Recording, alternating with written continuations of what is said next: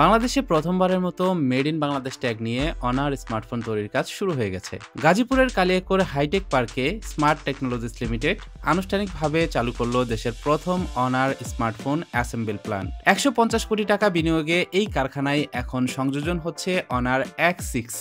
এটাই দেশের প্রথম made in Bangladesh honour phone. বাংলাদেশে তৈরি এই অনার X6C এর দাম রাখা হয়েছে ১৪,৯৯০ টাকা। কোম্পানির দাবি, ডিজাইন, ডিসপ্লে, ক্যামেরা পার্টস সবকিছুতেই বেটার কোয়ালিটি রাখা হয়েছে। প্রাথমিকভাবে ১৫,০০০ ইউনিট অ্যাসেম্বল করা হয়েছে।